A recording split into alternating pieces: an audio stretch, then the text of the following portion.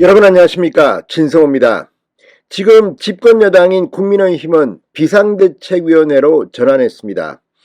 자, 주호영 의원이 비대위원장을 맡았고 다음 주 초쯤 비대위원들의 면면도 드러날 겁니다. 그런데 중요한 것은 전당대회의 시기입니다. 조기 전당대회냐 아니면 6개월 뒤 내년 초쯤 전당대회를 할 것이냐. 주호영 비대위원장은 비대위원장에 임명된 뒤 내가 조기 전당대회 할 거면 왜 비대위원장을 했겠느냐, 선관위원장을 하지, 이런 취지의 발언을 했습니다. 그리고 안철수 의원의 태도가 좀 변했습니다. 자, 얼마 전만 해도 안철수 의원은 지금 비대위로는 안 된다, 빨리 전당대회를 해야 한다는 주장이었던 것으로 알려졌지만, 오늘 이 정기국회를 하고 난 뒤에 전당대회는 천천히 해야 한다는 취지로 입장이 조금 달라졌습니다. 반면 김기현 전 원내대표, 그럼에도 불구하고 9, 10월 조기 전당대회를 일관되게 주장하고 있습니다. 자, 지금 김기현 의원과 안철수 의원이 당대표 후보로는 가장 강력하게 거론됩니다. 여기에 나경원 전 의원, 여러 명의 이름도 오르고 있습니다. 김태호 등등의 이름도 나오지만 김태호 의원은 상임위원장으로 선임했다는 보도도 있습니다. 자, 그런데 지금 언론에서 언급되지 않는 두 사람이 새로운 당대표 후보로 떠오르기 시작했습니다. 바로 권영세 통일부 장관과 원희룡 국토부 장관입니다. 자, 지금 권영세 의원과 이 원희룡 장관 두 사람은 윤석열 정부의 내각에 들어왔기 때문에 일단 당대표 후보로는 이름이 거론되지 않았습니다. 그럼에도 불구하고 만약 내년 초에 전당대회가 열린다면 이들은 장관직을 던지고 전당대회 당대표에 출마할 가능성이 있습니다. 뿐만 아니라 윤석열 대통령 입장에서도 만약 본인들이 원하고 하겠다고 하면 좀 더 믿을 만한 당대표가 될 수도 있습니다. 자, 권영세 통일부 장관은 지난 대선 기간 중 이 선거대책본부장을 하면서 윤석열 대통령과 상당히 호흡을 오랫동안 맞춰온 사이고, 원희룡 장관 역시 당시 정책본부장으로 당시 3두마차였습니다. 이준석 대표와 함께 이 세 명이 대통령 선거를 주도했습니다. 이준석 대표는 지금 당원권 정지를 당해서 내일 기자회견을 합니다. 그리고 법적 대응을 했기 때문에 어떻게 될지는 좀 더 지켜봐야겠지만, 일단 이 세 명 중에서 이준석 대표는 이 윤석열 대통령과는 이제 거리가 멀어진 상태입니다. 그렇다면 나머지 두 명, 권영세, 원희룡이 장관직을 그만두고 당대표에 출마한다면 어떤 일이 벌어질까요? 물론 이건 윤석열 대통령이 장관직을 그만두겠다는 뜻을 받아들여야 합니다. 전제 조건은 바로 그겁니다. 그럼에도 불구하고 이렇게 다시 권영세, 원희룡, 꺼진 불도 다시 보자, 내년 초라면 등판할 가능성이 점쳐지고 있습니다. 이렇게 되면 상당히 전당대회 당대표 선출이 엄청난 관심을 모을 수 있을 것으로도 보입니다. 이들 외에도 권성동 원내대표가 원내대표를 던지고 당대표에 출마할 거라는 이야기도 있지만, 권영세, 원희룡 후보, 이 두 사람이 당대표 후보로 출마한다면 나올 가능성은 상대적으로 약해집니다.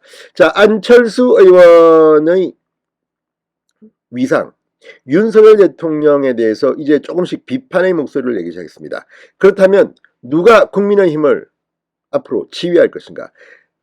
후내년의 국회의원 선거 총선 공천권을 쥐게 되는 당대표이기 때문에 엄청난 경쟁이 예상됩니다. 아무튼 지금 원희룡, 권영세, 원희룡의 이름이 나오기 시작했습니다. 진성호의 직설 시작합니다. 방송에 앞서 아직 진성호 방송에 구독자가 아니신 분은 붉은색 구독 버튼 눌러주십시오. 더 좋은 방송으로 보답하겠습니다. 자, 한국경제가 방금 전 권영세, 원희룡 등판설을 보도했습니다. 국민의힘의 전당대회 시기에 따라서 두 사람의 출마가 가능하다는 겁니다. 자, 지금 이 비대위의 공식 출범 다음 주 초로 예정되어 있습니다. 지금 이 물밑으로 당권 주자들의 경쟁이 본격화되고 있습니다. 지금 김기현 의원, 안철수 의원, 연일 이재명 의원에 대한 직격탄을 날리면서 존재감을 과시하고 있습니다. 나경원 전 의원도 미디어에 출연하는 빈도가 훨씬 늘었습니다. 자, 이런 가운데 당 일각에선 주호영 비대위가 내년 초 전대 개최에 무기를 두고 있는 만큼 친윤이자 국무위원인 권영세 통일부 장관, 원희룡 국토교통부 장관 등의 등판설이 고개를 들기 시작했다고 한국경제가 보도했습니다. 자, 지금 전대 개최 시점은 크게 세 가지입니다. 정기국회 기간 9월에서 12월 초, 중인 9월 말에서 10월 초, 이건 김기현 의원이 주장하는 시기입니다. 그 다음 국정감사 10월 초중순을 마친 뒤인 11월, 12월, 올 연말입니다. 그 다음 정기국회 임기가 끝난 뒤 연말 또는 내년 초입니다. 내년 초. 그렇다면 비대위가 6개월 정도 운영된 뒤 하겠다는 겁니다. 자, 최근 들어서는 지금 연말 내년 초 전대에 힘이 실리는 분위기라고 합니다.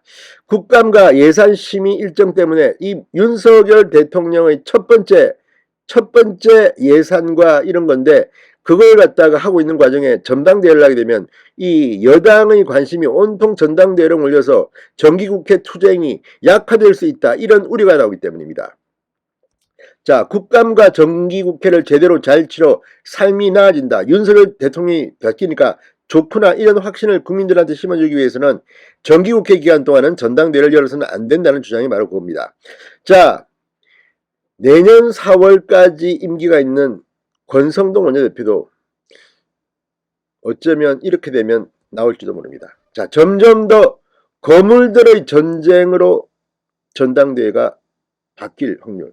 역시 이렇게 되면 흥행이 됩니다. 지금 민주당의 전당대회는 이재명 말고는 뭐 박용진, 강훈식 가지고 되겠습니까? 너무 재미없다는 비판을 들고 있고 흥행이 참패했다고 합니다. 그런데 내년 초 전당대회가 열리고 여기에 권영세, 원희룡, 뭐 안철수, 김기현 다 나와라, 나경원, 아마 뜨거운 흥행이 예상됩니다. 그리고 윤석열 대통령의 입장에서도 이렇게 여러 명이 나와서 하는 것이 함께 일하는데 도움이 될 수가 있습니다.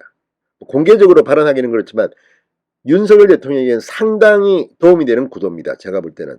따라서 권영세, 원희룡, 윤석열 대통령의 결단에 따라서 내년 초에 전당대회가 열린다면 당대표 출마. 사실 원희룡 장관은 지난해 당대표 가능성이 많이 거론되어 왔습니다. 거기에 권영세 이 장관 상당히 몸집이 불었습니다. 윤석열 대통령 선거 과정에서. 자, 어쨌든 뜨거운 전당대회가 되었으면 좋겠습니다. 진성호의 직설이었습니다. 여러분 감사합니다.